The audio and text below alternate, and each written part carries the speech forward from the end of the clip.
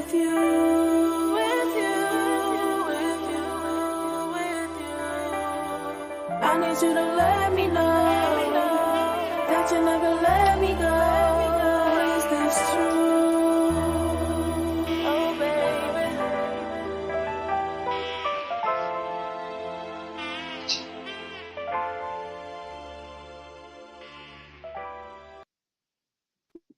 Hola, hola, hola, mi gente. How is everybody this evening? I'm good. Good to see you, Lily. We both doing patterns tonight. It's looking like a pink splash up here tonight. I know. Like, what's the tea? What's it giving? I'm here for it. Whatever it is, I'm here for it. Sign me I, up. I love your look. It is looking like Boss Babe. So I have a little update. This is my fluff. Remember we were talking about noise complaints and noise in New York City apartments, and I was like, I've got the noise because I got the kid upstairs, and she just had another one who's going to be walking in another 5 minutes. Well, Uh-oh. I come home to find out they moved. Oh, what happy for you. No, I don't want to clap yet because I might get three kids in replacement. So I'm just like, let's wait to clap later. In New York, you never know. I have a little bit of fluff too. The double homicide that we were talking about, the man who murdered those two people got murdered by the police this morning. They did roll up on his car. They asked him to get out the car, and he did the suicide by cop. He ran up to them with a knife, wielding a knife, and they put two in his chest, one in his leg. So he is no longer with us. So, the perfect storm. The two innocent neighbors gone, and the shooter gone as well. Was the one in the leg necessary? I think they were just shooting at him, and I don't think maybe it wasn't necessary. Maybe he was still coming at them after the two in the chest. Maybe so. I don't know which one came first, the two in the chest or the one in the leg. You know. But someone coming at me with a knife, I'm not going to be like, let me do one and see what happens. I'm trying to take you out. Right. It was for good measure. The one in was for good measure. And he was a big guy. It's not like he was a frail, this little thing. He was a big dude. Hold us down, chat. Good to see you. What's up, Don? What's up, Gold Crown? Good to see you. Okay, so that was the fluff for tonight. So, all I have right. fluff. You got fluff? Okay, get to it. Let's I have go. a little fluff I put in the chat earlier. Let's get it. So yeah, evidently, I don't know if you've read this. I think came out last week, but we never really talked about it.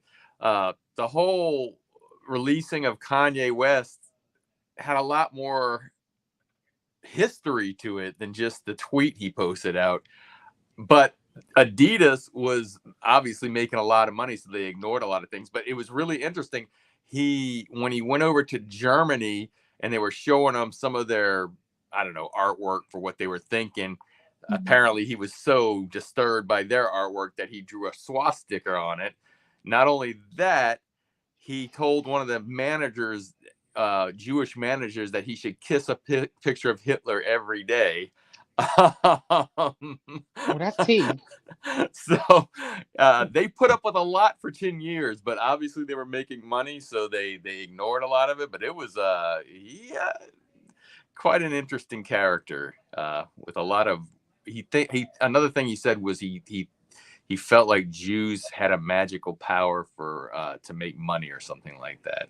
So yeah, very, very interesting. But I just thought I'd throw that out there. That was something I'd read today. So disrespectful. So disrespectful. But it shows that when you're making money, it's not as disrespectful. For a little while, yeah. Little perfume on that disrespect. There you go. All right, guys. So, whoa, that was some heavy fluff. We may have to revisit some of those later on for sure. Tonight's topic is welcome to On the Block with Jen. Please follow all of us. Our names are on the screen. If you want to support the show, you guys already know, hit me at that Cash App link scrolling at the bottom. Also on the Block with Jen. On the Block with Jen at Gmail as well. If you want to contact me for business, don't forget I co-host Sisterhood Sips with Lily once a week, every Monday. We already have one spinning, and we're going to be on every week. And No bullshit. We already got them in the can. Okay. We did 4 episodes and we're going to drop them every week. Please follow Sisterhood Sips on Instagram and on YouTube and on TikTok. Lily, do we have a TikTok yet? We sure do. Okay, so this is what we look like. It's Sisterhood Sips. That is the correct spelling. I'll leave it up there for a couple seconds. It's Sisterhood, Sips, SIPS. So make sure you subscribe so you are first to get the sip every Monday. Your Mondays no longer have to suck. Lily and I got you. And then I'm also doing On the Block with Jen one-on-one interviews with celebrity friends and friends that are in the business owners, what have you. So that's going to be interesting as well. You got to keep up with us. Follow us on Instagram and TikTok. It's the best way to stay posted. Don't go sliding in our DMs talking about when is the, what is it, how do you spell? It is all here. We are very clear with our marketing. Okay. And thank you for your support. The turnout was absolutely fabulous for the launch of both Sisterhood Sips and On the Block with Jen 101. Thank you. Salute to you guys for vibing with us and rocking with us. As long as you do, don't forget, if you're staring at me right now, hit that like. Gracias. So tonight's topic is an interesting one from Lily's desk.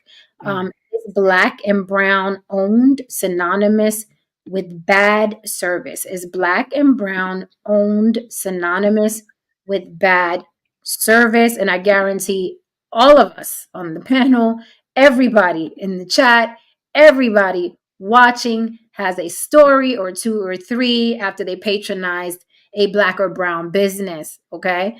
I will pause my stories because I want Lily to bring us up to speed. And then, Lily, I know the star of tonight's show is Keith Lee. I did find his Instagram page and I'll pull up one of his videos just so people can get familiar with him.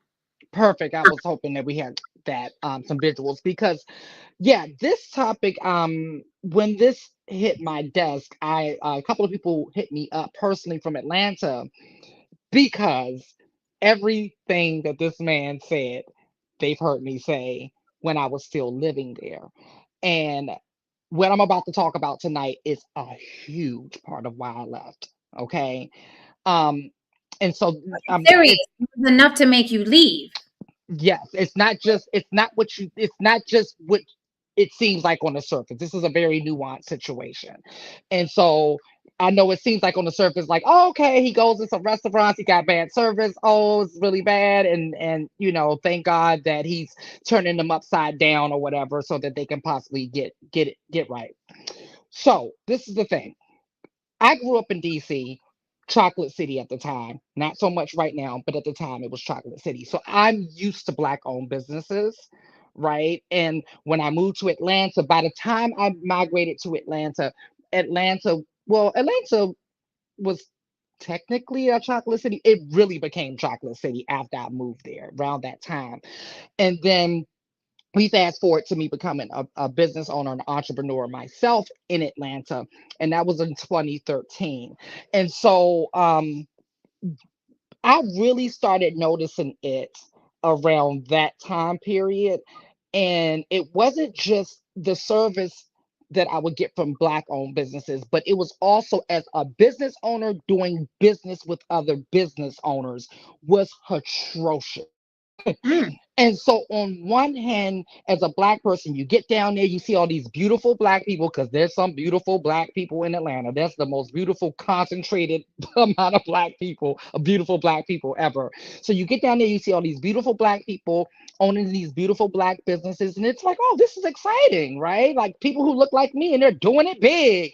And then you go to try to patronize those businesses, and it is crazy. The price gouging, mm, the poor service, the poor like the okay, let's just go to restaurants because he did a lot of restaurants.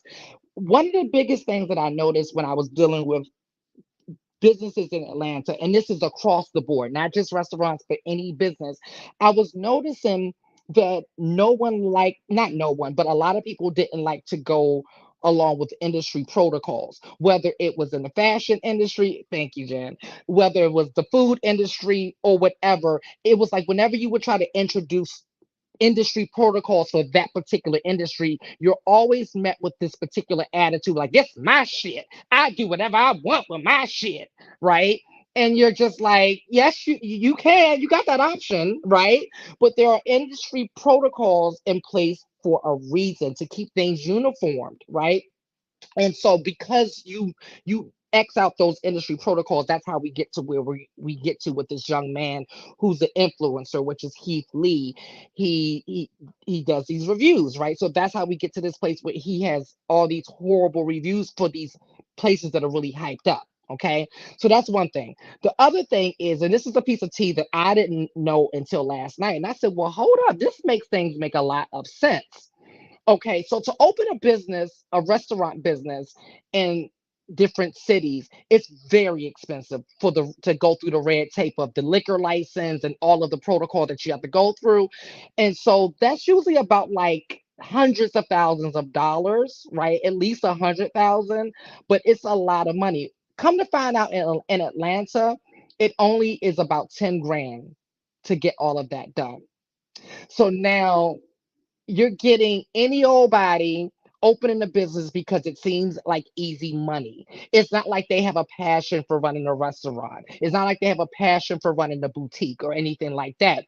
They're just investing 10,000, which is pretty easy to get compared to 500,000 or 100,000, correct? Okay. So now you got that going on. So when there's not as much of an investment, there's not as much of an incentive to like you don't have as much heart in the game. You don't have as much skin in the game.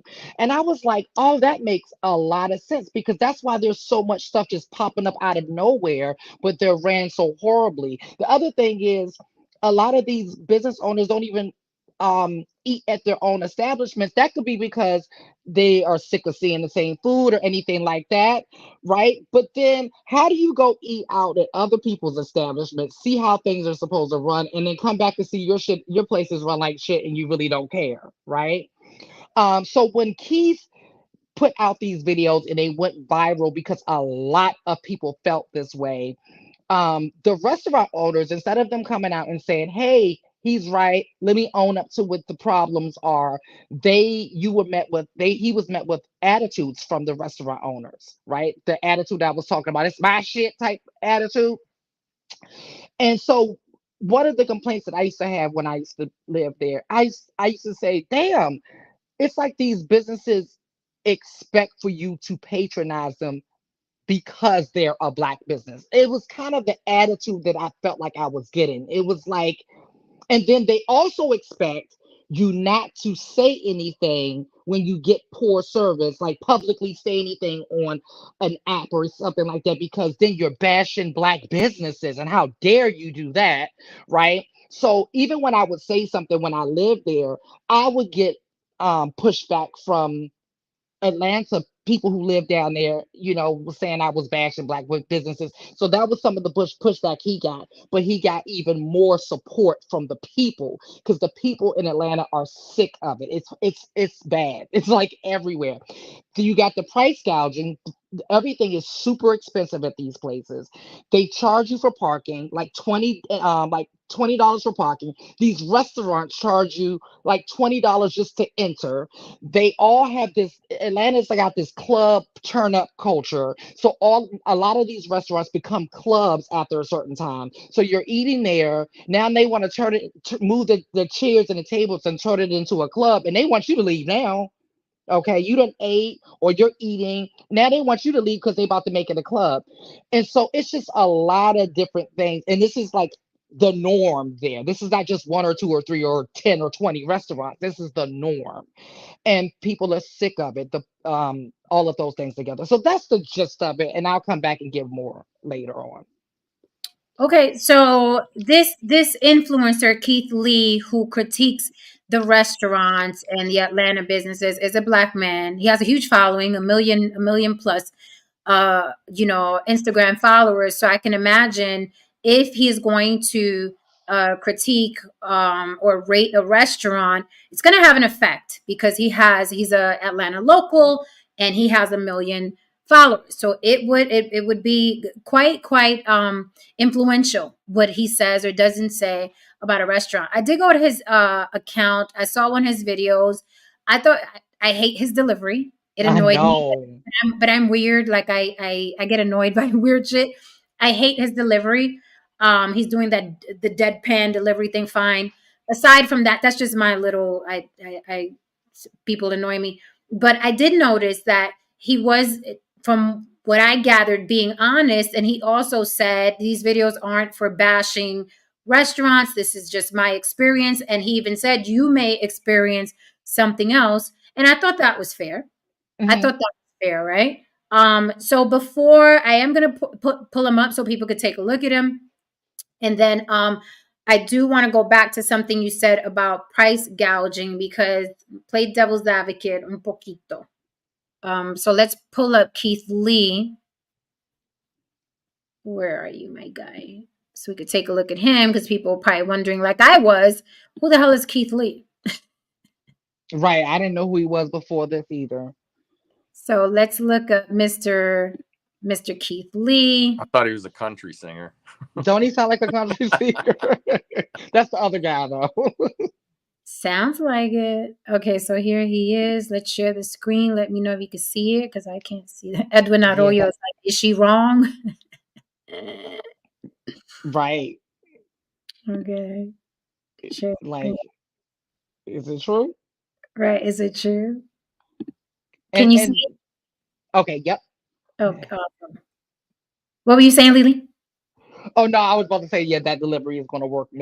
I'm just like, Okay, so here he is. He looks like he goes to different we got a couple of cats like this out in Vegas. They go to different restaurants and just review. Basically. yeah.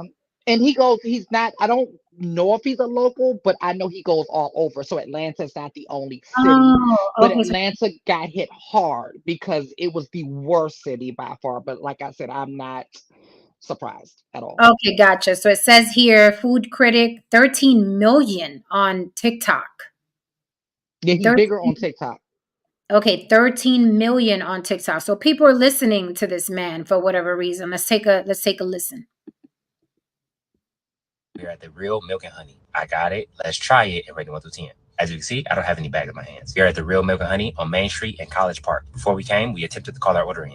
We were greeted with an automatic message that said they do not take call-in orders. The automatic message said the only way you can do pickup is through DoorDash. We went through DoorDash, they was closed. But online, it said they closed at 5 o'clock. We went on DoorDash at 4 o'clock, but we were already here, so we just went inside. I stayed in the car and my family went in and they told them they were closed early for deep cleaning. Yet the door's wide open and it's people still going in and grabbing their orders. Now we have no idea if those people ordered beforehand or what the case is. Also, the people who relayed this message, my family said were really nice. It's just the rules. And so far being in Atlanta, I found some places do have unique rules and this is one of them. I want to be very clear, we're not blaming one person or saying one person was rude. In plain terms, don't call this restaurant trying to get nobody fired. Ain't nobody do nothing. This is the rules they had. If you don't like their rules not for you. And for me and my family, the rules just wasn't for us. We just not their target audience. For the record, afterwards, I did walk in and they did recognize me and they attended the services, but I respectfully declined. I'm a normal person. I pay for my food like everybody else. I walk in spots like everybody else. We are all normal people. Respectfully, if you're not going to do it then, don't do it now. God bless you. But yeah, we're just trying to get some food. But I am going to make this very clear. I do not support, condone, or agree tearing down these businesses. While we personally may not have the best customer service experience, it does not mean you will have the same experience. That also don't mean go on Twitter and tear these businesses down.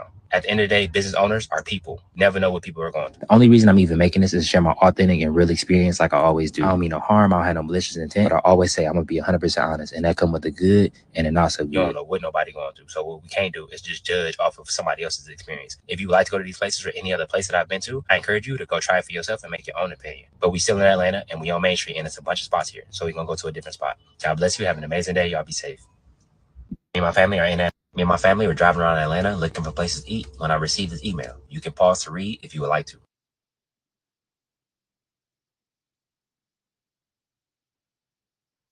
I got it. Let's try it and rate it 1 through 10. I spent $60. The name of this place is a dining experience. It's about 30 minutes from downtown Atlanta. When you put up, it was completely empty. From the parking lot to the actual restaurant itself, nobody. Now I want to know, is it the customer service, is it the food, or is it the lack of marketing? In my opinion, if you compare it to the rest of the customer service we've had since we've been in Atlanta, This is pretty good. After I was done with the review, I walked in the restaurant and I got feedback from my family. And I saw for myself, and my opinion on the customer service changed drastically. I'll explain all of that at the end. Granted, no calling orders or no pickup on DoorDash, but the people on the inside were really nice. So compared to the rest of Atlanta so far, I don't think the customer service is the issue. And as you can see, I'm sitting in the car, so they have no idea I'm here. I'm gonna show you everything I got, and we're gonna try it and rate it 1 through 10. Salmon egg rolls, fried salmon and grits with a biscuit, and last but not least, chicken and waffles. The waffle is under this 10 foil. Just by the looks, I personally don't think that's $60 worth of food. But in this economy, everything is expensive. But the portions on this alone are huge. This filled to the brim. That's a big piece of salmon too. Grits, ooh, covered in butter and cheese. That's the salmon. They got me on the looks. They got me on the taste too. Everything is seasoned really well. Really well. Now, personally, I would add a little more pepper to these grits, but they salted well. It's a lot of cheese. The salmon is cooked really well. It's tender. It's juicy. It's flavorful. Okay, so we got the gist. Immediately, I want to say $60 for that plate is absurd. It's absolutely absurd. I'm not paying for $60 for anything out of a fucking styrofoam plate. You can miss me with that shit. That's absolutely absurd. But I can imagine if there's no one in the restaurant and there's no one in the parking lot, a lot of people don't patronize the place, and that lady's going to get her money somewhere, somehow. You will not be getting my $60. I don't care who cooked it. Okay, Jesus Christ himself came down from heaven and said, hey, no, sir. So that's his manner of speaking. I find it annoying, but I don't have to like it. 13 million people on TikTok like it. I couldn't listen to him past 2 videos. I thought he was interesting. I actually think he's doing a good thing. If he has good reviews, right, for your restaurant, it's a good thing. Lily, I want to go back to what you said about price gouging. I think familiarity breeds contempt, right? But I think that happens on both sides, right? Like the person, and let me be clear, this happens in both black and brown establishments. Okay. And I'll tell you my story in a little bit. This happens in both black and brown establishments. Now, do you think that automatically, and chat, you can chime in, no saying you can chime in. Do you think that automatically that we have a particular level of disrespect for each other, right? The person behind the counter is already familiar with us, so they feel like I don't have to, you know what I mean, give you the best hospitality. And then the person on the other side of the counter is like, well, I'm familiar with you and you're not going to charge me that amount and I'm going to fucking complain about it, where they wouldn't go downtown and complain about it. It's the same thing I say about guys. You claim that women have too many standards, but you know what your standards fucking aren't when you walk into a Mercedes-Benz dealership. You know damn well you can't get nothing out of there, but when it comes to a woman, you want her to lower her standards. So we do that with each other as people of color, where we're like, you see me, automatically I jump back and said, I ain't paying $60 for that shit. You can miss me with that. However, I would say that if No Saint owned a fucking restaurant too, you're not going to feed me in a styrofoam plate and I'm going to give you $60 of my hard-earned money. So do you think that we're too familiar with each other and that's why the disrespect tends to happen? Are they really price gouging, or are we like, I'm not paying you for that colored Okay. person? So I was gonna go into this later. I'm glad you picked up on it early. But I was gonna use something else to bring this up. But yes, um, this Atlanta thing, it's both sides. Okay, it's not just the side of the business owner as well. Like I said, I was a consumer when I lived there, and I was a business owner, and being both of those things are like a huge reason of why I left, because the clientele as well is a whole nother situation. It's a whole nother situation. Um, my experience doing business here is literal night and day. Okay, how I'm treated as a business owner from my consumers, night and day. So, and this is the type of things that when you share your experience, no matter how fucked up it is, you know someone's going to be offended by your experience, but this is just what it is, right? So my experience, and like I said, this experience was enough to run my ass up out of there, right?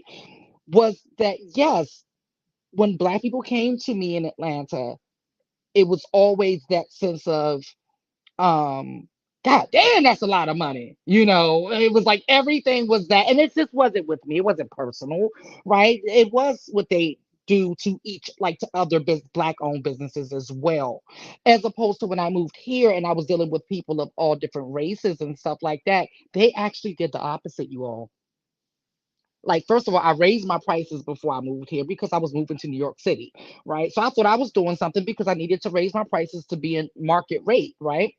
Well, my clients here were like, "Oh no, you're worth more than that. I'm paying you. I'm not paying you that.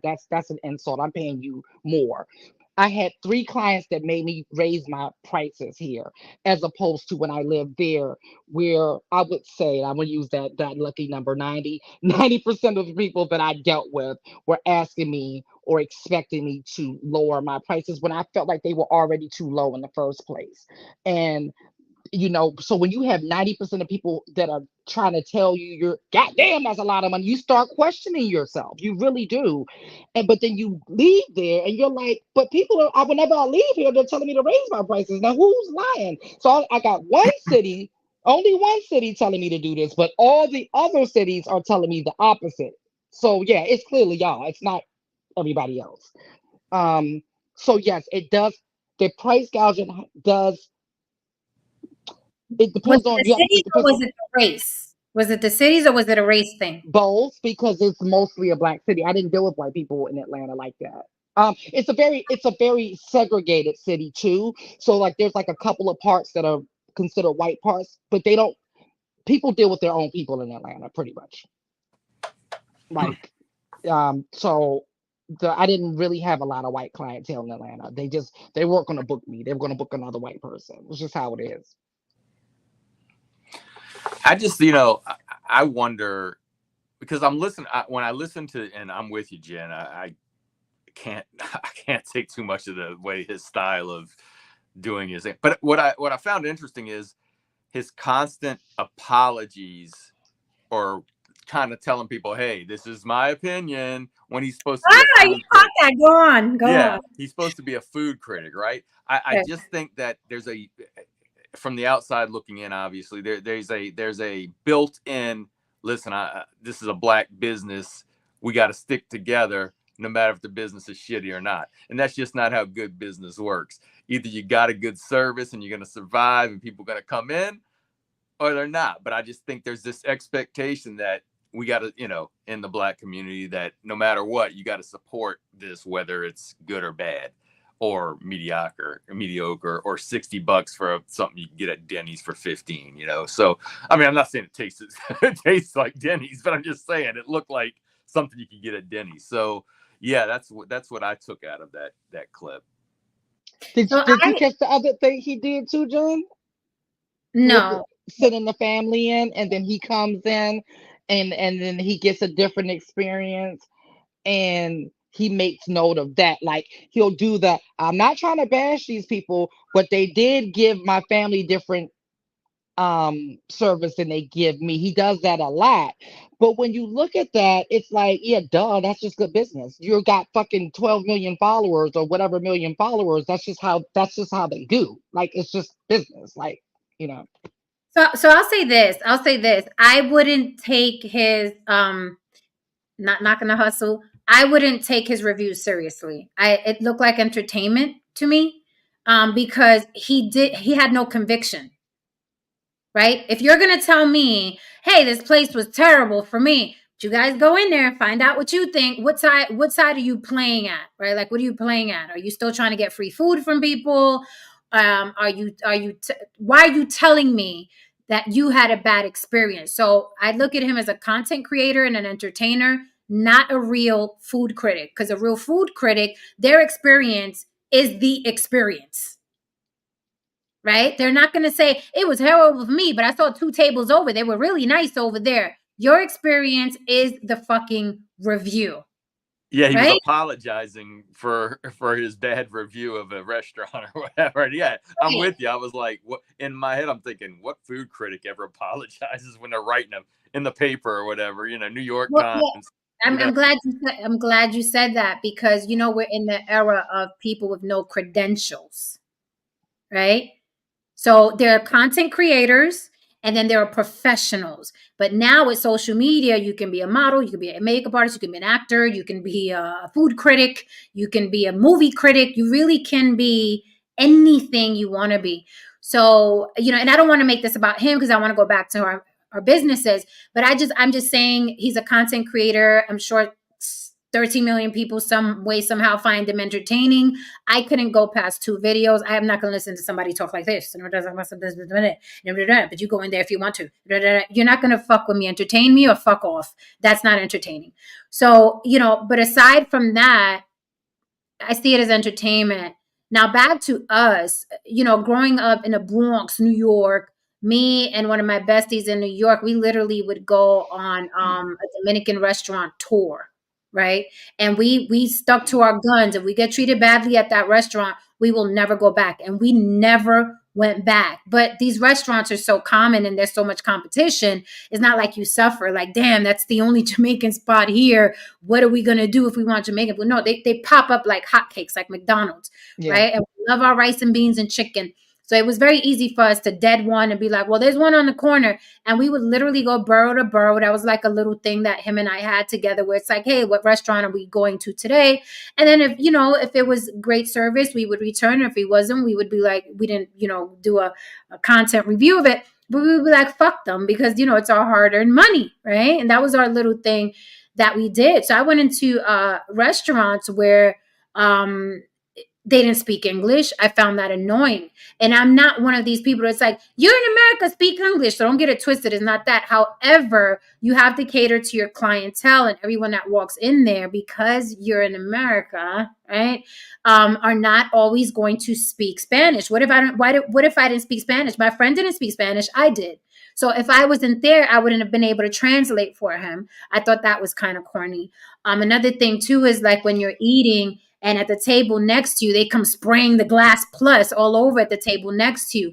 That shit grinds my fucking, exactly. It grinds my fucking gears. First of all, you're not even supposed to be cleaning a table next to you in a restaurant with a fucking glass cleaner or shit like that. It's flying everywhere. The particles fly everywhere. My dad would beat fire out of us if he was eating and someone even went like this with a sweater or a towel to fold it.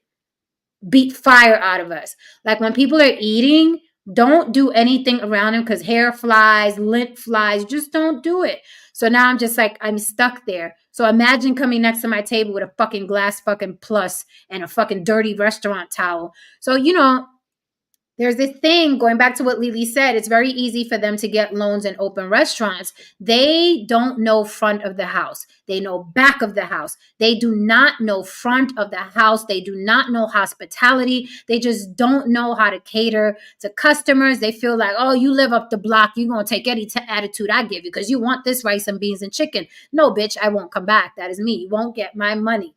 But, I noticed that a lot with Black and brown businesses. They act like you're inconveniencing them when you go in to give them your fucking money. Like, am I bothering Ooh, giving you my fucking money?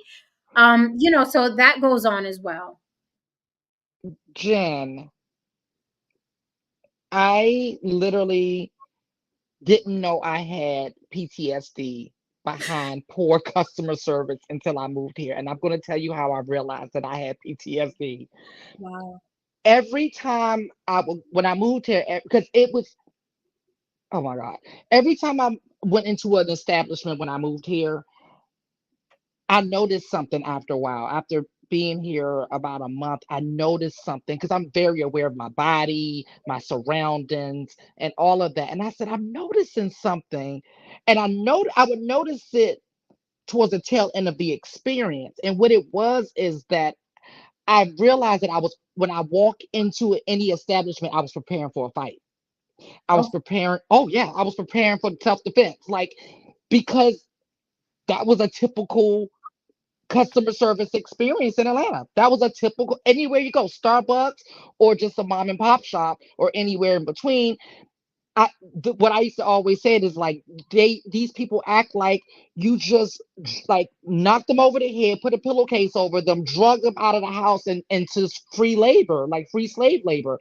Like that's literally how they were act in most of the places that I would go to. So when I moved here, I'm already ready for an attitude. I'm already ready for the defensiveness. I'm like, yeah, bitch, what's up? I'm ready for you. And it wouldn't happen, right? And then I realized after a month of doing this, when I watched it, hold on, I just realized I'm doing this every time I walk into a place. That's fucked up. But Mm-hmm. That's where it left me. Cause I was just always prepared for a fight because it was Mm. always a fight.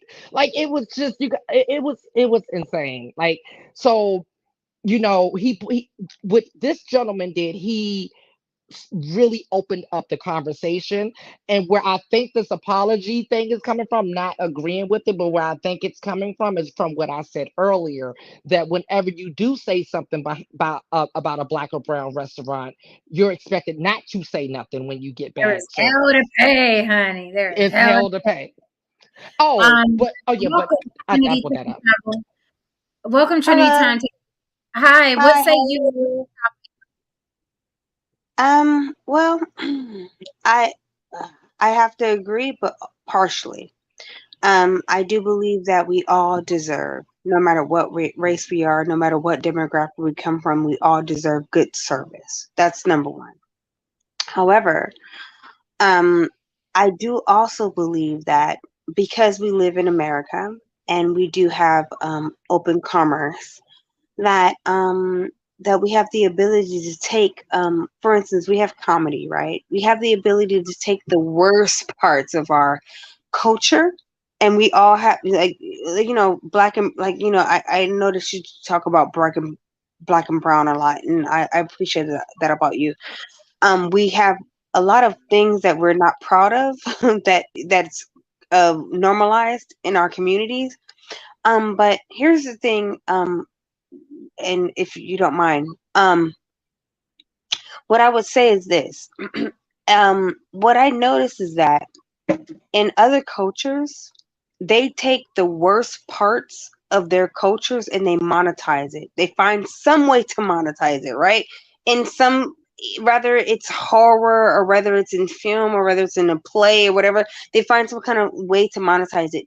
But we are the only way that it almost seems like we are the only people who internalize our the worst parts of ourselves, the worst parts of our cultures, and we internalize it as though and then we make it something where it's shameful.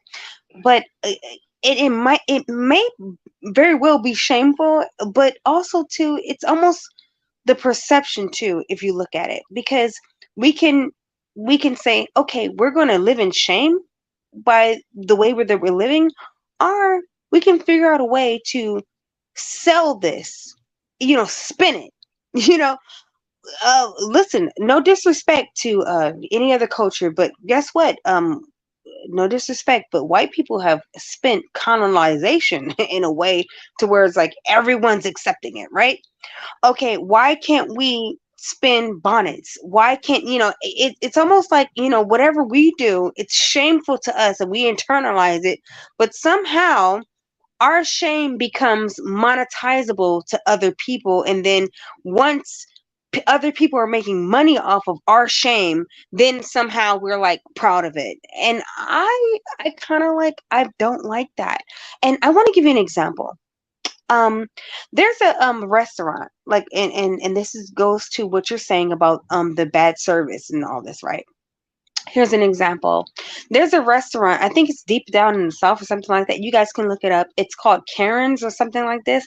This is where a bunch of Karens got together based on the ideology of Karenism, right? And how they disrespect people. And they created an entire restaurant where now people actually go to their restaurant to be treated badly. And so they figured out a way to monetize their disrespect. And so while we're sitting here internalizing our like our lack of you know our lack of resources, because let's just keep it real.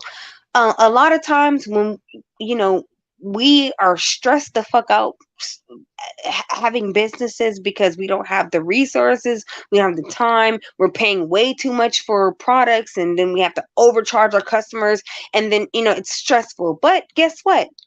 These these particular people, they said, "Hey, we are fucked up and people don't like us. Let's monetize it." And they're making great business off of it. And I'm just asking, rather than us as black and brown people um continuing to judge each other and internalizing our pain, why don't we monetize? I mean, just like rappers. Rappers has monetized their pain for a long time, but guess what? Who's canalizing the shit? Now who's trying to be the black struggle bandits? It's white rappers. Who's the best rapper alive? So, I don't know, but I'm sure it's a white rapper, right? So what I'm trying to say is how is it that we start off with the pain and we're internalizing the pain, but other people come in and colonize our pain and then monetize our pain? I'm just saying, look it up right now. You think I'm lying? There's Okay, a so restaurant called Karen's. yeah, okay, so I know what restaurant you're talking about. It's actually the Okay. second restaurant that it's actually the second restaurant that came up, and their shtick is really bad service and cursing at you and stuff like that. So Yeah. I'm familiar with the Karen's restaurant. The only thing I disagree with is that you said, you know, we're ashamed of certain things. And I understand exactly what you're talking about, Yeah, right? Like, yeah. I mean, no disrespect to you, sister, but yeah, everything that you've, because I was listening to you for about 15 minutes, and everything you said was basically under the moniker of shame. You know, Mhm. like, hey, why can't we have better service? And I agree with you, but Mhm. also too, no matter what race you are, we all have shame. But why are we the only ones who internalize our shame rather than monetizing it? Why don't we monetize it? I mean, it's not to say that we can't do better as a people, as Okay, so black and brown right, people, that's but where, okay, that's okay. So that's where that's really basically where I was going to. Um, okay. what you're saying is shame is very commercial now. So there are plenty of women and men who are monetizing being ratchet, and they're making a lot of money from being ratchet and wearing bonnets and twerking and acting like hookers and prostitutes, even though they are not, acting like strippers. So they are monetizing, and they're monetizing greatly from it. Now, there's always going to Mm, be two demographics, I feel. I feel like every race and ethnicity has an underbelly. All of us have an underbelly in our race. So even white people would look at a bunch of meth addicts like, I'm not going over there. Those people are garbage. I don't want them around my family or my children. I just think that when we do it, there's a problem. Like, we're supposed to okay, so what you're saying basically is because so many of us was killed, we don't have the numbers, and so we don't have the numbers to actually monetize our shame. I understand that. So I get that, but so many of us were also, what? So many of us were well, what? murdered, slaughtered. No, I didn't say anything about that. I didn't say no. Well, I didn't say. I'm saying that the only reason why we don't have numbers is because technically we were slaughtered. Okay, numbers That's the for truth. what? Okay, numbers for I'm what? just okay. What I'm saying is maybe if we had as many numbers as our counterparts, right? Then maybe we could monetize our shame and not be ashamed of it. But what I'm saying is, let's just keep it real. A lot of us were slaughtered in colonization. Am I lying? Okay, no, but I want to stay on topic. You said, why don't we Oh, monetize? okay. But you know that has a lot to do with it though, right? The fact that we cannot monetize our shame like other people is because we don't have the numbers. But she just gave you a bunch of examples of us monetizing our shame. Yeah. Okay. What I'm trying to say is that because we are in desperate need. Do you understand? So basically, what I'm trying to say is this: it's a lot more visible when we monetize our shame because we have smaller numbers because we were slaughtered as a people, black and brown people. We were literally slaughtered. We have we don't have the numbers because we literally murdered. Okay. So you're saying we can't afford to monetize our shame Yes, because there's a but so why yes, do it? So okay. if you can't So in afford comparison, some red bottoms, why so would you in go buy red comparison, bottoms? okay. Well, I'm gonna tell you why. I'm gonna tell you why. Because black and brown people are very hardworking people and they're able to save their money. But and here's the thing: when they go by the red bottoms, it's almost like the what do you call it, the 40 acres and a mule type of mentality. It's where they want to prove themselves, like, oh, I don't have much but I can be on the same level as you, No, type no, of I was thing. being no, no, no, no. That was just I was just using that, not how can I put it? Not literal. So What no, I'm saying is, so what you're asking me is why do black people spend more money on clothes and weaves no, and no, no, no, hairs no, no, no, and no, no, no, no, no, eyelashes no, and no, shit no, like no, that? no, no, no, no, no. I was just using that as an example, not literally. Meaning, Oh, okay. if we can't afford to Hmm. do that and still not be But we as can't afford vigilant, to do it, okay, then how? Because I'm not clearly, seeing. because we Okay, work hard. We clearly work hard, right? So we clearly can afford it, right? no, no, you said. Okay, let me Uh-huh. not let's just scrap that one because we keep getting stuck on that. You're taking Okay. that literal. So what I'm saying is, you said that we can't afford to monetize our shame because of numbers. Oh, So I okay, said, if no, you can't afford to do something, why I wasn't do it? talking about money. I wasn't talking about financial. I I was know. Well, I talking wasn't about either. as I far. wasn't either. I wasn't Okay. either. I'm just saying, if you can't afford to do it, why do it? Whether it's financially, emotionally, spiritually, Okay. why do something you can't afford to do? Is my question. Okay, I understand what you're getting at here. So yes, we can't afford as far as like it's because when you talk about emotional things, right? Emotional psychology. Now you look at people, and even though they can't afford something, they have a need to do something. That's why you see people spending more money. Like it's called keeping up with the Joneses, right? And it's something that's unexplainable because you're like, well, if you can't afford to go to this restaurant, why are you doing it? Why do men try to go impress their wives by spending a lot of money that they don't have on Valentine's Day? This is something because they're trying to impress their counterparts, they're trying to impress their community. It doesn't mean that they can afford it. It means that they're spending above their means. And a lot of us black and brown people, we are spending above our means. And unfortunately, when we start businesses, we're starting from a place of a psychological default. And so yes, we are starting businesses, but also too, we're overexerting ourselves, and that's why we're so frustrated, and then that's why we give bad service. And then when we go out and we realize that shit is against us because we have to pay higher rates than other people just to get the butter. Like okay, so let me say, okay, I So need are you saying that because of all it? Okay, so are you saying that bad service is justified if you're black or brown because of oppression? well, I'm not saying it's justified. What I'm saying is that it's understandable. I'm not saying it's justified though. Yeah, But it's what I'm not. saying is this. It's not. It's actually not understandable. It's unacceptable. It's unacceptable. Okay, what I'm saying. Okay, see, this is the issue with equality versus okay, equality versus equity. See, now we're dealing with a reparations issue because here's the issue. A lot of black and brown businesses do not start the same way that and I don't want to sound racist, but the same way that white businesses start, unfortunately, because we do not have the same resources, and not only that, we don't have the same education. Why? Because of the foundation of our businesses and the foundation of how we're taught to think about business.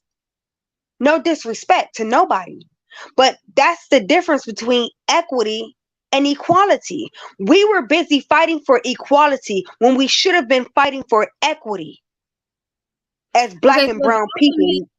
okay, the problem is, and I have to agree with Abby here because this is what I was thinking. But you treating your own people bad. That's where I can't. So oppression aside, systemic racism, redlining. You don't start at the same starting point as white people. It is still unacceptable to treat your patrons like you're Okay, doing them a favor. That's okay, the issue okay, okay. So, about are black and brown businesses synonymous with bad service. That's what we're talking about. There is no okay. excuse So for bad okay. So let me talk to you about this then. No disrespect. So what I'm trying to say is this. Here's the difference. Now, when you have a cold, right? There's a popular saying. I don't know if you guys remember it. They say if you use medicine to cure cold, you'll be cured of a cold in 7 days. If you don't use medicine to cure a cold, you'll be cured in 7 days. Here's the reason why. Because most of the time you're treating the symptoms of a cold. You're not going to the root problem of the issue. Now, that's what that's all I always think about. And it's not just about what we're going through, but I'm thinking about anytime I think about a problem, a problem, I'm thinking about the root cause of the problem so I can think about the solution, not treating the symptoms. Now what you're talking about as far as like customer service, okay, bad service, that's a symptom. Now let's go back to the root cause of why, But no, hold on. But okay. I'm black too though. I'm black and I was a Okay, business but owner what in does that have to Atlanta. do with what I'm saying, though, sweetheart? No disrespect to you, but what I'm saying is, like I said, Well, what's my it's excuse for the not being that nasty to my customers then? okay. At the end of the day, you're right. You're right. I never said that you were wrong. When did I say that you were wrong, sweetheart? Her name Never. is Lily. Let me hold on a minute. Let me drop the banner so you can see everybody's name and address Okay, them. thank you. Okay, Her name okay. is I Lily. apologize. I apologize for calling you sweetheart. Let me. My eyes are kind of bad. Limited. Okay. Can I call you? Lily. May I call you limited? Lily. Lily. Okay, I'll call you Lily. Okay. So Lily, what I'm saying is I never said that you were wrong for wanting good service. I never said that. All I'm saying is that if we're actually trying to create a solution and we're not just trying to complain to each other, let's talk about what's the root cause of why a lot, because come on, let's just keep it real. It's not a coincidence that only black and brown businesses have bad service. That's not a coincidence. We know that we're not bad people. Come on. Okay, You what haven't are been. but not all black and brown businesses have bad services. So what are the black and brown businesses that don't have bad services doing right? What are they doing I that the other ones aren't doing? Well, here's the thing. How about we do a further analysis rather than judging, knowing where we're coming from, instead of just outright judging and being laying the hammer down. How about we actually put, instead of having this conversation of hate and not hate, excuse me, about, I'm sorry about that, instead of judgment, how about we come together and we say, hey, why don't we find a solution as to why this is happening rather than judging and putting the hammer down? That's all I'm That's saying. what. Can Well, we that's what find I a just said. solution? That's what I just said. That was a solution based Oh, question. okay. Maybe I came in late. Okay. Yeah. So I what? possibly came in late. I But apologize yeah, about that. Maybe I came in y- late. Okay. listen. yeah. Can So I want to add. I do want to add just my 2 cents here. So, and I had someone, and I was going to mention something a little bit about this earlier. So, down here in New Orleans, we have quite a few black owned restaurants that have been around for a very long time. And what you see is any restaurant that's successful for hundreds of years or over 100 years, they have a couple of things. They have quality food and good service. Um, because even if you look at Hold on. Hundreds of years. wait. How long have we been free from slavery? No, I'm saying these are black owned businesses, How long have we been but free from slavery, sir? the same, these black people who have been freed from slavery Do down you here, know they're the year? Do you know businesses. the year, sir? I'm not being disrespectful. Do you? 1865 is when the Civil War. Okay, so you just said hundreds of years. No, the restaurants have been around for over 100 years. Okay, so that's not black owned then. No, it is black owned. No, I'm in New no. Orleans. Okay, I'm in New see, now, Orleans. no, I'm in you're New double Orleans. talking It's me. I'm in New Okay, Orleans. It's you're double, different. It's sir. different. You're double talking me. No, You're I'm not. talking about mulattoes. You're talking about white Nah, owners that's kind of a who disrespectful. owned mulatto slaves. No, I'm talking about No, the a French, the mixture of French. people. There's French, No, Spanish. no disrespect to you, Yeah, I but got you're you. talking about Creole people. Oh, so you want to? Okay, I see what you're saying. No, What? no But the disrespect, no disrespect. But if you're going to talk about you're not. hundreds of years of restaurants, let's talk about the history of those restaurants. You're wait, but you're missing the point of what I'm saying. What I'm I'm saying, not missing the point. I'm talking to you the way you're talking to me. no, No the point. disrespect, sir. You just said no. You just said hundreds of years. I said over 100 years. Yes, that these over 100 years. Okay, so let's go ahead. You talk about Louisiana, right? So let's talk about it. We're talking about the French slave owners that's out there who own mulatto slaves, the Creole slaves, right? The women that did they it was a law. Do you know the law that there was a law that the Creole slaves could not show their hair? Do you know when they abolished that law? Go ahead, tell us. No, I don't. No, you tell me, because you talk about hundreds of years. You should know. I said I don't know. No, oh, okay. So guess what? Why you sitting here trying to say that you're trying to basically spread the narrative that basically black people don't have a reason to have bad customer service? You need to tell me why you need to tell me why black Creole slaves had to wear a bonnet, a bandana over their head. You need to tell me the year where that was abolished, sir. I can find it for you, but I'm not going to do it right now. Yeah, find it for me right now, because you clearly got all the answers. Time out. I want to acknowledge the super chat. Louis Conyard, thank you for the super chat and for coming up tonight. Louis Conyard says it depends on what class of clientele you are targeting to have patronizing your establishment. Clientele, goddamn. Thank you, Haran DeMarco, for the super chat. Haran says she said all that and forgot to mention black slave owners, black drug dealers who tore up the community, who I might add made Lord sure have mercy. And degenerate black people. Y'all see what's going on here, right? So I want to tell me, when was it okay for black women to wear their hair freely in Louisiana? Tell me that right now. Okay, hold on a minute. It doesn't matter if black women weren't allowed. It doesn't matter. I'm going on mute. That's no excuse for bad service today. You do understand that, right? Like, you do understand that part. What I'm trying to tell you is that there's a root cause for everything. That's all I'm trying to say. That's an excuse. That's an excuse. Sweetheart, do you not okay, no disrespect to you, but do you not realize that I understand, but do you not realize that you could not wear your hair out in Louisiana? And I'm telling you, it doesn't. Wow. You understand? Do you not realize that you just got rights in America as a Puerto Rican woman? Literally, do you not realize? Good night. Yeah, she's belligerent at this point. Like, you can't even have a conversation with that. It's like that gets boring as fuck. It really does. It really does. Like, I'm not gonna be the outlet. I'm not gonna be the outlet for people's mental health issues. So I just want to say, like, she never let me. My point. Don't even worry about it. You're dealing with my mental point. illness. It wasn't about that a restaurant, black-owned restaurant, Creole, and we could go into Louisiana history, like Creoles owning slaves as well. I get all that. I don't know when they were able to wear their hair. Okay, she kept on going at that point. But my point was that these restaurants have quality food and good service.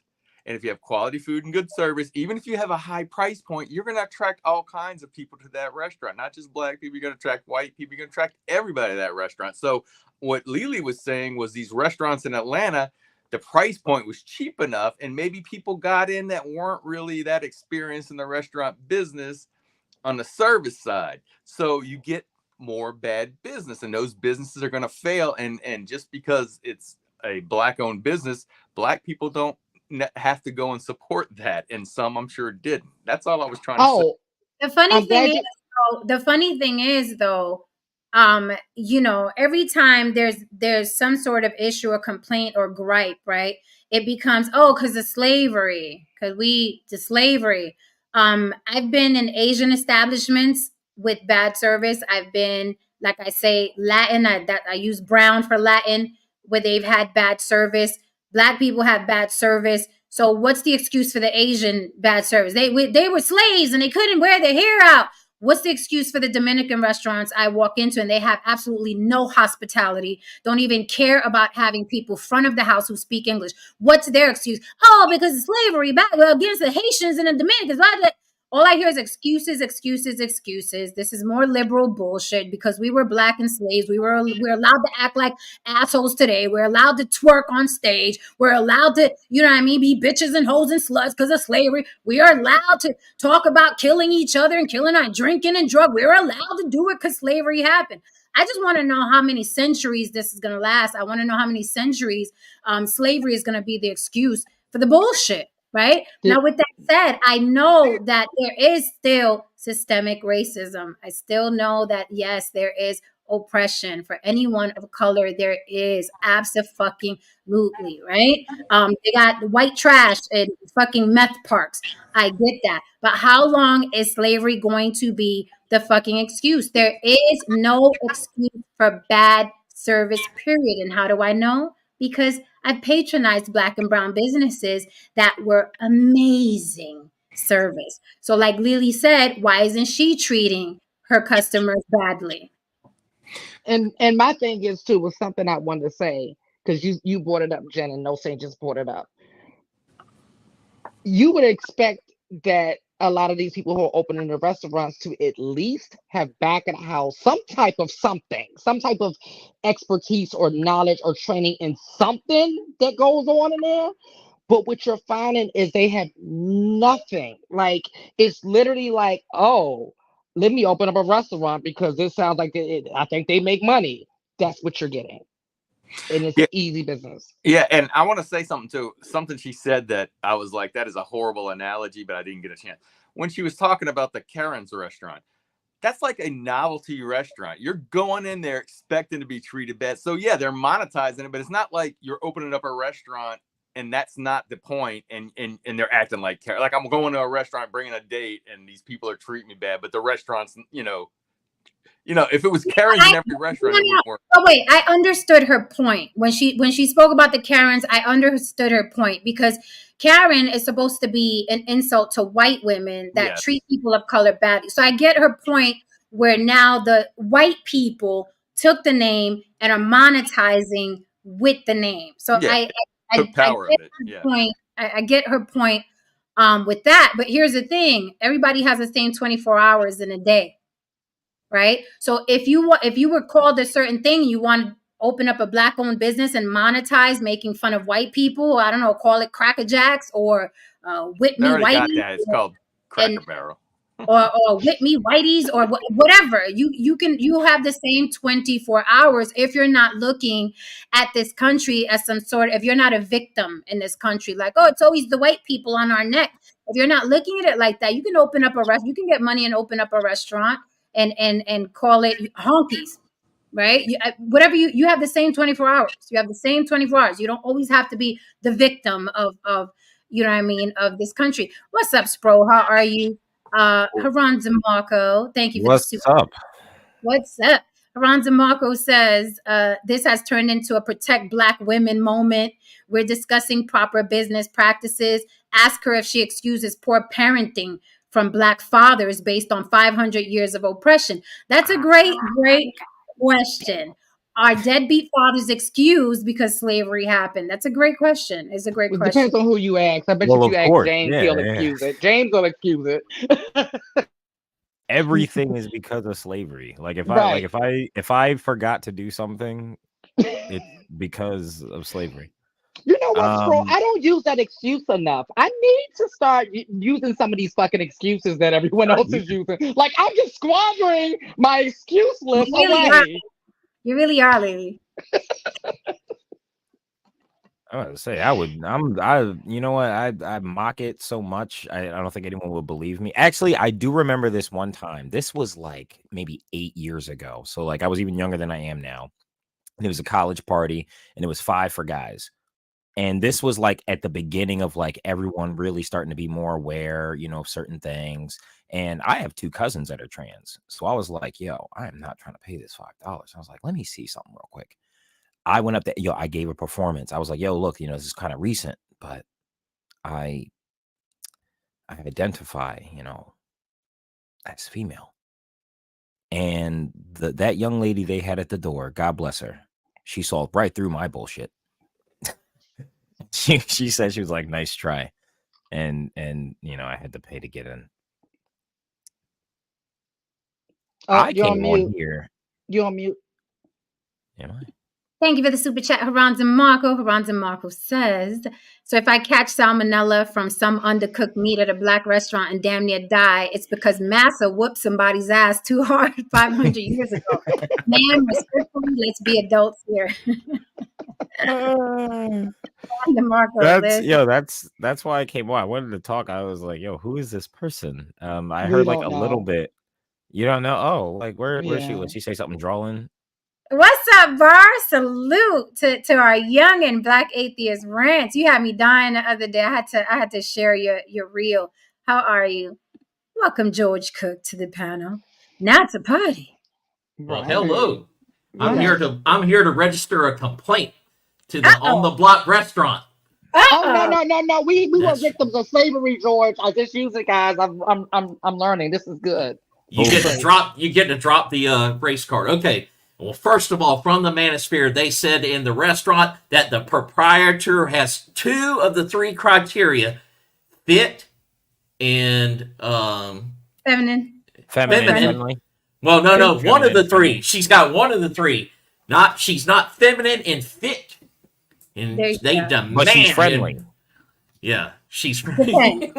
Well, that's and Select, good. besides, I'm selectively friendly. Louis Conyer, you've been very patient. What say you, sir? What's up, Lewis? Louis, can you hear us? You What say you you? got Yeah, I hear you. I hear you. What you Uh, think? What you think? First of all, I loved you and Lily's show the other day. I don't know if you got my email on that. Thank you. I didn't get an email. Because I was wondering what books was that you had in the background of that studio. That's what I was Oh, inquiring about. Rich Dad I Poor know the Dad is rich. back there. I saw the Rich Dad Poor Dad, but I didn't know what the other books was. That's the only one I Here, saw. here's my 2 cents. Because give us 3 I cents, worked. Louis. We need 3 I cents worked in after that. I worked in retail for over 25 years. I worked in restaurants, and currently I'm a store manager in a supermarket. And one of the biggest problems with a lot of, like, my father had a restaurant in the city of Newark in the 60s. Okay. And one of the biggest problems is when people open establishments, one, do they got a course in business? Or they hiring the proper people for each department in the restaurant? Because one, you got to have experienced people to establish the culture in your establishment. A lot of people, they have a tendency to put their family members or close friends who have no business whatsoever. They know no knowledge of the restaurant business. And you got to have certain people to, one, to hire the right people and get them properly trained. And the ones that's hiring, they got to have that knowledge of the restaurant business.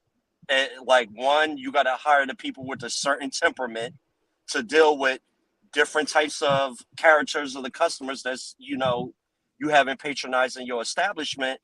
And also, it goes to, like I said in the super chat, what clientele are you reaching? What class of people? Like if you had a Roof Chris, you're targeting the upper middle class people or upper working class people that is more, what's the proper word I'm looking for?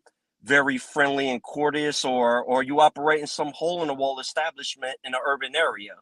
It depends. You gotta, what are you targeting? And if you are in a high class area, you got to have a certain type of employee that's working there, because they have a bad experience. They ain't going to come back and spend money in your establishment. And you can't, and with, black owned businesses, you can't go off like, oh, well, I'm black owned and they just going to come here. I know you and Lily from New York, right, Jen? Yes. Have you ever been to Delta's restaurant in New Brunswick? No. It's a black owned soul food restaurant. It has a dress code. You can't go in there in jeans or boots. You have to be dressed up. They have a stadium where they got a jazz band always playing, and they got the best the best soul food in town. Delta's black owned business. I think they've been there for like 40 years. And the waitresses, the waiters, when you walk in the door, everybody is polite and professional. And they know how to deal with any type of temperament of any customer may be. And if it's a rude customer, they're going to kick them out. If you come in there ghetto, raggedy, no, you're not allowed to come in here. That type of behavior is not being tolerated in this establishment. And the employees are held to a higher standard. They have to behave in a certain manner. And when you interview people, if they don't have that type of temperament to give that type of customer service, they ain't going to be hired. And Right. Standards. We're back to yes, standards again. standards and culture. And if you're Mm. getting into a business, I best advise you, one, to have some type of education in business management and know about food safety, food handling. There's schools out there that pertains to the restaurant business. You just can't, I got a bunch of money, I'm going to open up a business. But that's usually, it's funny because that's usually what happens. They just get the money and open up the restaurant and know they could treat people however. Time travel, what does that mean? You will answer for your rhymes, Taino girl. What does that mean? Hello? Mm. Interesting.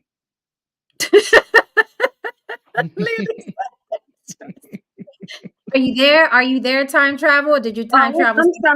I'm sorry. Your rhymes. You look like a very rhythmatic sweetheart. So to me, I look at you and I see rhymes in your face. But anyway, No, all I you want said to you know is will. this. No, you said you will answer Yeah, for your rhymes. you should want to answer to your rhymes. Aren't you rhythmatic, sweetheart? What do you mean? I'm gonna answer to them. You look like. Don't you rhyme? You look like No, you write music. You don't write music? yeah, I do. What do you mean? I'm gonna answer for Okay. it? Well, how did I know that? You got rhymes. What rhymes You, specifically are you you you got talking about that will rhymes be written all answered over for? your sweat. You got rhymes written all over your face, Tahino girl. That's what I'm talking about. Okay, Hey, so what do you time mean? Yeah. time travel. So you know what that means? Yeah, Trinity Time Travels. That's my name. That's my name, Trinity Time Travel. So I'm looking at you. I'm looking at another writer. I'm looking Okay, at the writings on the wall right now. I'm gonna ask you one more time. What do you mean by I'm gonna answer for them? Go. I sat up there and I'm trying to talk to you, but you putting me on mute. Why you doing that? You're No, gonna I'm answer asking for you that. a question. No, I'm I'm, asking you a I'm question. telling What do you you mean right by now, but you're silencing me. Oh God. Are we like in You mental literally just illness? muted Like, me. You're anything If you but mute silent right me, now. that means you stop. How can I answer your question if you're muting me? You're not Come on. muted though. Okay, I wasn't before, but she just muted me just now until she unmuted me. So anyway, like I said, how did I know that you're a writer? Okay, so going back to Because I saw it on your face. It's the writings on the wall, ma'am. I'm answering your question. You said all You that for will a pun? You will answer for your rhymes. You Okay, said what all is that Tahino for a girl. pun? Are you gonna mute me? Oh, so you wanna ask me a question just so you can mute me when I answer, right? No, go ahead, Is that what go. you're saying? No, go ahead. What Okay. else? So I just saw all these writings on your face. Uh-huh. How did I know that you was a writer, ma'am? I don't know. You tell me. Because I just saw all the writings on the wall, and that's exactly what the fuck I just said to you. So And now what you do want to you make a mock. Hold on. what else So did you either say? you're gonna hold on. So either you want to mute me or make a mockery out of me, and that makes me a mutiny, right? So what I'm trying to ask you is this. that's a good pun. That's a bar. Mutiny. Yeah, haphazardly, right? Write that Because you down. black. You But might use. anyway, so like I said, either you want to mute me or make a mutiny out of me. That makes me a mutant. But anyway, that's a different diversion. So what I said is when I looked at you, sweetheart, I saw the writings on the wall. And I I knew love you that was a writer. album. I love that And album by Destiny's Child. thank you. So anyway, so when I wanted to reach out to you, sweetheart, and reach to the soul and reach through your belly button and touch your motherfucking heart critical, I said you will answer You will answer to the rhymes that you commit. I meant that, Are you bitch. high? I mean, no disrespect. Hold on, no disrespect, because because guess what? When I pull my hand out your belly button, all I gotta do is stitch you back up, and say, Oh. hold on, I got an itch. I Oh. got You an take a itch. tag, Wait a minute, dude. I'm too rich. This bitch about to make me rich. Why? Because she about to say some shit out her lips But that's only gonna on make Tuesday. me flinch. Yeah. This bitch about to say some shit out her lips that's gonna make me flinch. And I'm like, oh, bitch, make me rich was good. I said, hold on, bitch. Is this your new Hold on. song? You will be accountable. Is this your new song? You will be accountable for the rhymes that you commit out your lips. Now you asked me a question and I just committed to your sentence. No, Yeah. this is not a And I Zelia fell Banks, into a Ray. ditch because guess what? You gonna put me on mute and I'm gonna say, oh, fuck that shit. Yeah, so what's good? Now I know who I'm talking to. Do y'all know who y'all talking to? I'm talking to a goddamn scroll. A walking scroll. That's who I'm looking at. Do y'all know who y'all looking at? I see titties. That's good because I ain't got nothing but titties and pussy for you too. I got pussy titty for you. I got pussy lips that look like titties because my pussy's so fat, and I got titties cleavage. I got cleavage on top of my chin, and I got You said you have cleavage Cleveland on your chin? on my thighs in between. So what's good? Cleveland? Impressive. Cleveland. Cleveland. Great. Impressive. Thank you for the classical music. I love it. Thank you. I like that. That was Nick, nice. so everybody, ladies and gentlemen, let's get a round of applause for that. Was Trinity time travel. Thank you very much. And, yeah, thank you very much. Yeah. Thank you for joining us tonight. Listen, but I mean this with all due respect. Oh my She God. probably needs to go see somebody for some help. She sounded like she's wait. What if it was a bit? She's a genius. right. Hey, I've got a good rhyme. I don't mean to brag. I don't mean to boast, but that chick was worse than my breakfast toast. To the Oh. hip, Okay. to the hot, to the yeah. Yeah. Bump, Okay. bump, Hey, bump. you're gonna summon her. Yeah. Right. You have to answer for Exactly. your rhymes.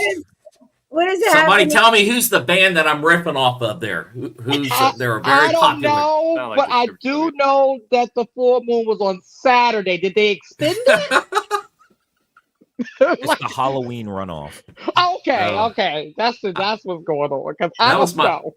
Sugar Hill Gang was my first exposure to hip hop or rap, the beginnings of it. Yeah. Woo! Lily had to bring up the. It was funny, right? Because I saw Jay Kavasi, and I remember this chick from way back. What? Yeah, she's a basket case. But I remember she does her rounds. She does her rounds on YouTube. She hasn't been appeared in maybe like 2 I'm about years. to look her up right now. Yeah, so she probably found her way back. Yeah, she's a strange one, that one. But I was laughing because Jay Kavasi said, Wait a minute. Wait a minute. Hold on, what did Jay say? She's live. Jay's, yeah, she does that. Oh, she'll go live after she cusses people out? No, she'll be live while she's doing this on other people's channels. Oh, that's her thing. Okay. Yeah, Okay. Oh my, yo. It's her There's shtick. a link. There's a link. Oh, Well, hopefully Spro is intrigued. she's Not a very yet. interesting Not character. yet. Lily said what a lot of us were thinking too. I'm like, oh my God, Lily. I was like, I see titties. Lily went there. Wait, real quick. So I watched I'm almost done it. I watched like most of it. The first episode of y'all show. Oh. Oh, okay. Did you watch the whole thing? No, I didn't watch the whole thing yet. I probably got like 15 more minutes left in it. It's 30 minutes. Yeah, I you work. on Like that? I listen to several things like throughout the day, like if I have my headphones Okay. on. But I'm clearly not the audience. However, just because like I kind of know y'all, I love it. Good job. I think that's gonna be really dope. If you guys haven't already, definitely have guests. The production value's dope. the story. Oh my God. Like, yeah, I got my handy dandy notebook out. I'm going to figure out who it is. It's raw, and like some of it made me uncomfortable, but like I think that's for multiple reasons. However, at the same time, I think that's also because like I don't think I'm the audience for it, but like I think like for what you're going for, it's inclusive stuff done right, and like I like that. That's dope. So like keep it up. I'm proud of y'all. That it's cool. Thank you. Thumbs Thank up. you so much. Thank Yeah, you. similar to what Spro was just saying, I noticed obviously the feel and the vibe of it was very different than like what we do here. I would say that you guys were a lot more professional in there, like you're like what you would see on TV, like an interview that takes place. You know, Oh, who we're knows? going. Jen could have been Mike Wallace in, you know, for all from 60 Minutes. Really, I mean, it's really, you see the difference, especially when you did the interview with the comedian. I could Right. see a different. Oh yeah, by the way, I like those pants too in that video. That they Oh, look thank really you. good. Yeah, Thank so you. Thank you. Thank you. Look at y'all giving me my flowers. Thank you. I appreciate you. I Well, appreciate you this still saying it's not your this is audience to still watch. Thank you. right. yeah, this is the block. So like it's a little more. I get like I see It's the bugging. contrast, and like I like that. It's you got different stuff for all the kids. There you No, go.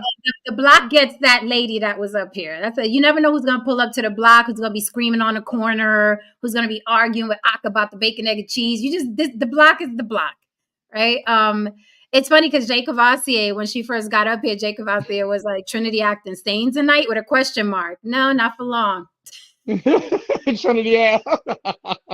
That is hilarious. Yeah, because like that is the contrast. Like the block is raw, gritty. It's like a New York City block, and then Sisterhood Sips is the girls going out for some cocktails and having girl talk. Yeah. Mimosas. There you go. Mimosas. Yeah, If you exactly. That's the You have to feel I have got. It's like mimosas next time. But listen, that was the first episode. Every episode is girl talk about different things that we think about the boys. So if you want to hear how women really speak when boys aren't listening, tune in. Jay Yeah. said it didn't last long at all. So going back to this topic, we don't have a lot of time. We're gonna be out of here soon. That was a little comic relief, a little commercial from thank you, Trinity. Still doing the same shit 2 years later, but get it how you live, I guess. I don't Right. know. I don't know. Won't be going into your restaurant if you ever get one. So yeah, basically, Abby, that's exactly how I wanted it to be. We sitting on the stoop and people just walking by and regular neighborhood New York City block. So going back to the topic at hand, I gotta say that there is absolutely zero excuse. And I did want to bring up really quickly Kitchen and Cocktails, owned by Kevin Kelly. He owns now he expanded. Kitchen and Cocktails is everywhere. And I always talk about him because he's an attorney. He owns nightclubs. He owns restaurants. Amazing. This dude is amazing. And he's growing bigger and bigger and bigger every year. The trajectory is phenomenal. Okay. And he's the gentleman that owns the restaurant where the women were twerking, and he came out from the back and went off and threw them out. And going back to what Lily said is like you can't critique black owned businesses because they were trying to boycott him. Literally, were trying to boycott this man who worked hard to even open up that restaurant, and they were like, no, he's shaming us, just like the nut that was up here. He's shaming us and we should be able to twerk and you're too bougie and blah blah. And he came out and said, I'm trying to make this an establishment where our people can dress up and have a good time and not have to worry about some chicks twerking at the table next to you while you're having a nice dinner or on your date or you're taking your mother out for her birthday. I just didn't want that here. But even hearing that, those women got together, they were picketing and they were trying to get him shut down only because he would not let them twerk at the restaurant. And the video, I'm sure, is still around on YouTube if you look for it, where he came out from the back and went off. Wait, Like this is from that? This No. is from that video? No. No. No. I was just Oh. using him as an example of black owned businesses that are stellar, have stellar service, you know what I mean? And they have standards. So there's no excuse. Like you can't homegirl came up and was talking about redlining and slavery and blah, blah. There's no excuse. She's like, we got to get to the root of the problem. The root of the problem, if you're an asshole, is that you're an asshole. There's no root. There's no, it's because of slavery. They treat us bad in those restaurants. Absolutely not. It's unacceptable. It's unacceptable. Hey, Jen, just to add on, kind of like what Louis Kanye was saying, here in Jacksonville, there's quite a few black-owned restaurants. And one of them that I frequent is a barbecue place. And it's been here for like 65 years, something like that. Meaning that it was around during the Jim Crow era, right? But anyhow, they serve great barbecue, and white people do show up there. But the one thing that's a hallmark, they have really good food. And the service is good. And they're like, get you in, get you out, and you're gone. And there was another place here in town that had it's closed now, but it had been open like 50, 60 years. It was served nothing but fried chicken. But it was like the best damn fried chicken you could get anywhere. And so, but again, it's kind of like, I don't care. But I guess my point is where I'm landing this plane is I don't care what color you are. If the food's good and the service is good, people are going to show. And they're going to come there. So, Oh, by the way, no, Saint, it's the Tignon laws in Louisiana. They were enacted before the Louisiana Purchase in 1803. But when they officially ended, I have no idea. So I'm just as lost as you are on that one. But what law is that though? Tignon. What is it though? Is that the bonnet law or whatever? They had to wear like a covering over their head. Oh, okay.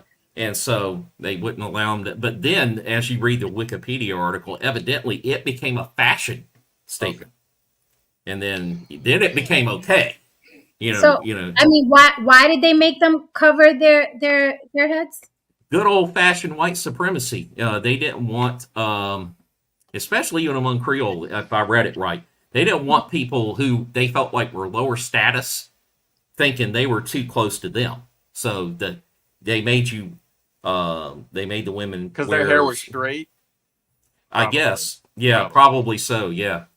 And but anyway, they said I was trying to look it up when it ended, and they said that it wasn't enforced when we purchased Louisiana in like 1803 or something like that. I don't know. I mean, if what she was saying was there was a hierarchy here in Louisiana, and Creoles were above black people. Like there was a middle, like they were white then Creole. So I mean, maybe that's why they had them covered hair. But she never really. She just wanted me to name when, which I have no idea. I mean, I don't know everything about the freaking. That was so irrelevant to the topic. Right. It was so irrelevant to the topic. So with that said, I'm gonna say this. I think even if the guy Keith Lee, even if he's not straight up, I think he's doing a great thing because you have to, tap these businesses on the shoulder and be like, this is unacceptable. There's absolutely zero excuse, and people need to stop patronizing these businesses. I don't care how good the ham hocks are. If you don't have good service, you will never see my face again. I do not care. First of all, there's way too much competition out here. Way too much. Like tons and tons of competition when it comes to restaurants. So I'm like, no, I'm not putting up with bad service, you asshole. Like you spending your good hard-earned money. You know what I mean? And I'm just like, no. One final thing I was going to add on that, Jen, it's like what I heard, just the talk from Lily, and I see it in white businesses. If they have an attitude of entitlement, I don't care who it is, you're going to get the attitude of entitlement. You kind of like I'm doing you the favor by serving you the food, right? Kind of like the soup Nazi, but in the Seinfeld commercials, shows, no soup for you, yeah. But yeah, if you have that attitude of entitlement, yeah, you're gonna have shitty service, and the only other thing that I noticed is that in those establishments, whether any establishment, if I see that the staff is really pretty bad on their customer service, that's probably symptomatic of the management. That's absolutely there too. Absolutely. The fish rots from the head down.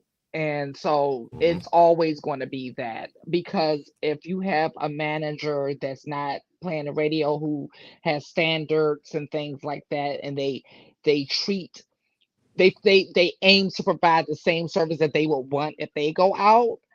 That trickles down because they're going to be cracking the whip, right? So you know that's what it's So look indicative at of. I saw a doc the other day, aka Mr. Chow. You know, Mr. Chow, the famous restaurant where all the celebrities go. He's a very, very extremely eccentric person.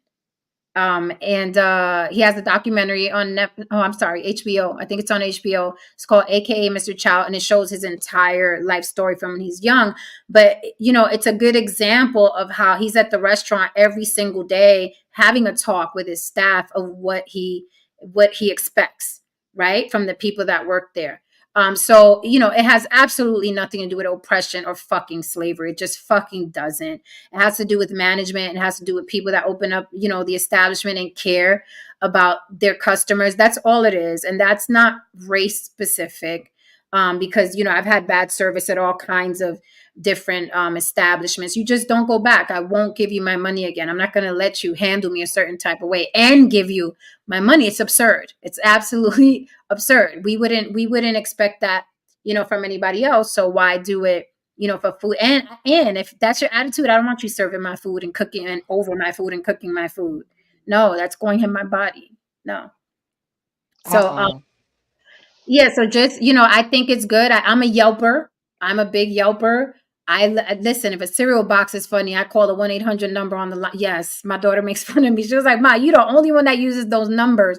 I'm like, "I don't care." She's like, "Ma, no one calls. Everybody's half asleep at those offices, and that one call is you."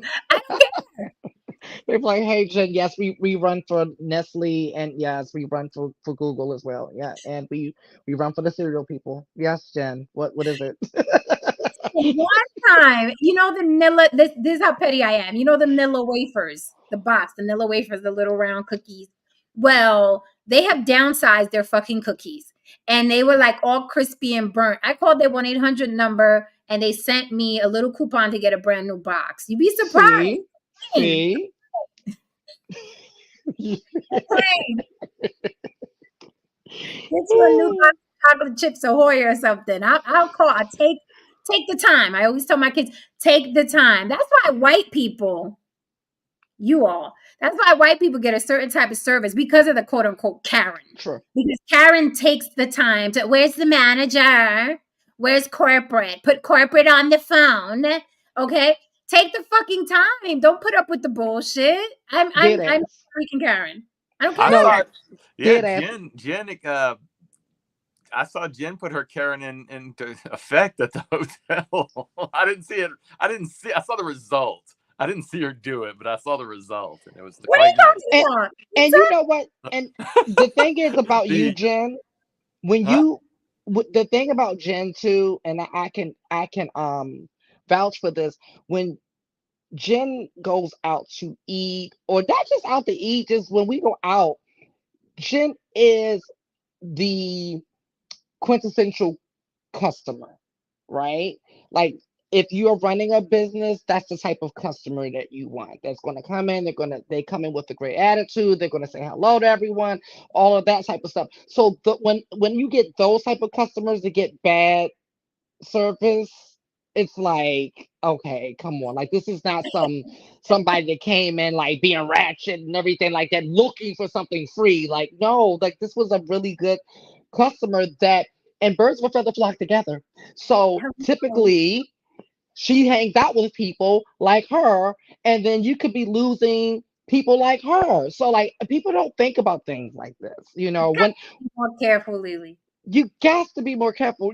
When I was running my business, it was something that someone told me when I first started, and it stuck with me forever. And because honestly, I just thought that I had to give a good service, right?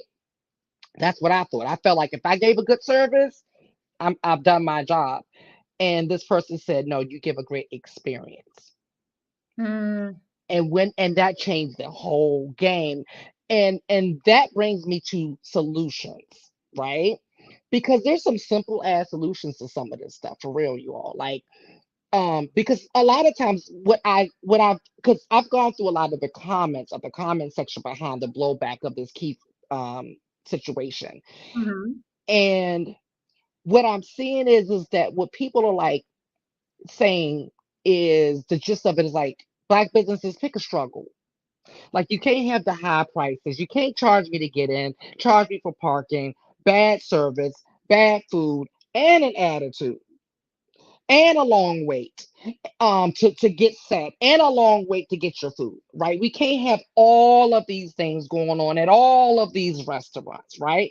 So to a couple of people's points, okay, if you want to use the excuses of that, like, we're behind the eight ball, right? And so we don't have the all of the things that say a white establishment may have, and we may not be able to charge those prices because yes, we do get charged more. Okay, cool. We're willing to pay your high ass prices, right? Can you be nice?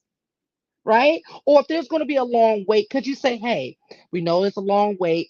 Would you like a Coke? Would you like a biscuit? Some biscuits? Little things like that go a long way. And that goes past that goes past just giving a good service, because they think if you're thinking about just giving a good service, you're thinking as long as these people's food tastes good, I've done my job. No, no, no, no, no. From the moment they pull up into that parking lot to the moment they leave out of that parking lot, that is all a part of the experience. And I think that's where a lot of these businesses lose sight of.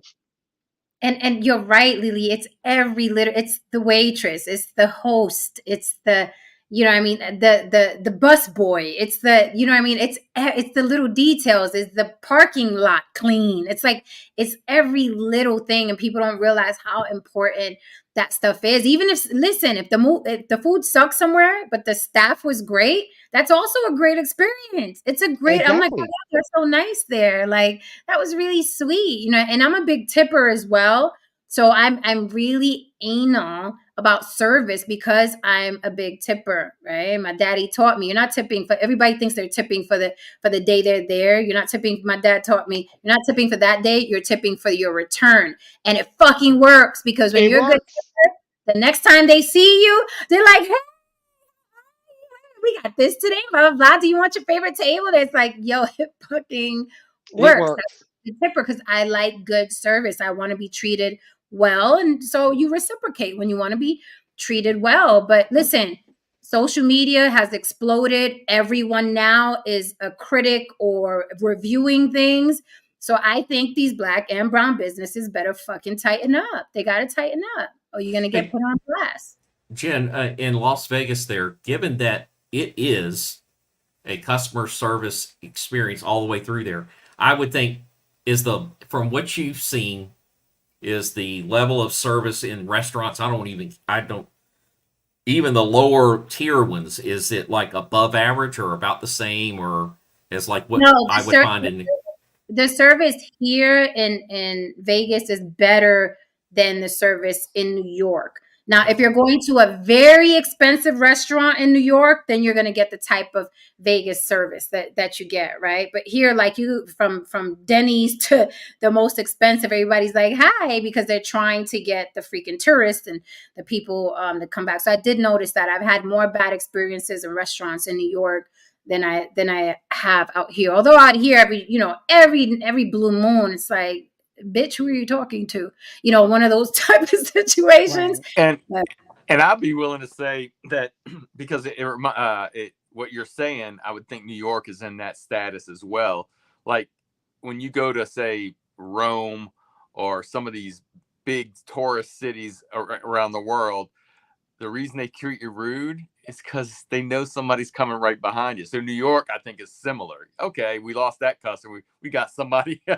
So many people go to New York, and not that a lot of people go to Vegas as well. But Vegas, that their main thing is built on yeah, customer service. And where New York is going to get tourists whether they're treated rudely or not at a restaurant. Yeah. So. yeah. And I don't. I think what you were talking about, no saying was it the pizza incident or something else? No, no, no, no, no, no. I said I saw the results of a free dinner Oh, from her carrying it a little bit. So you got comped a free pizza. Okay. Jen, your principle is about tipping. I learned this lesson the hard way, unfortunately, but with the woman who, not with the woman who cuts my hair, but in getting your hair cut, like I tip her like almost, frankly, the I won't say what I pay because I kind of think people are going to, no saying will say that's you like in the league, you pay $600 for those shoes, but anyway, No, wait. How much do you pay? I'm curious. How much do you pay for your haircut? 30 with my tip and everything, it's like $30. She charges like 18, but Yeah. I give her like 30, 35. And Oh. and the thing is, I give her 30, 35, bucks for that. And you know what? When we had COVID and everybody was shut down, that woman said I could come to her house and Yep. she would cut my hair. She risked her life for that 35. Right. And I would have too, George. I would have risked my life for your little $35. I'm Jen, like, Jen, you reminded me. That's twice. Yeah, you're right. That's twice that I got some free food from people. The pizza. I totally forgot about the pizza. That's funny. Oh yeah, the pizza. I was so livid. I was livid about the pizza. No, like listen, and my dad always goes. All roads lead back to my dad. Don't let them sit you by the bathroom or the kitchen. Okay, don't let them sit you by the bathroom or the kitchen. So when I go in a restaurant, a little hostess is like, right this way, ma'am, just two of you. As soon as I see her make a beeline for that kitchen or that bathroom, excuse me, ma'am, I'd like to go over there. Thank you.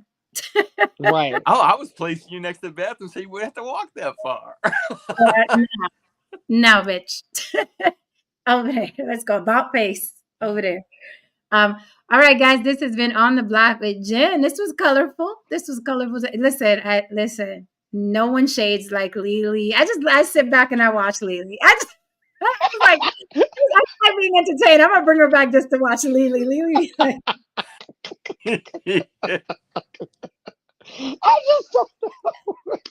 don't know how to call it. So I have questions. I just be having questions. These questions. I'm like, we really be trying to make sense of the madness. Oh my! I was like, let me bring her back up so I can wake the block up a little bit. Like, girl. But thank you, Trinity girl. Time traveler.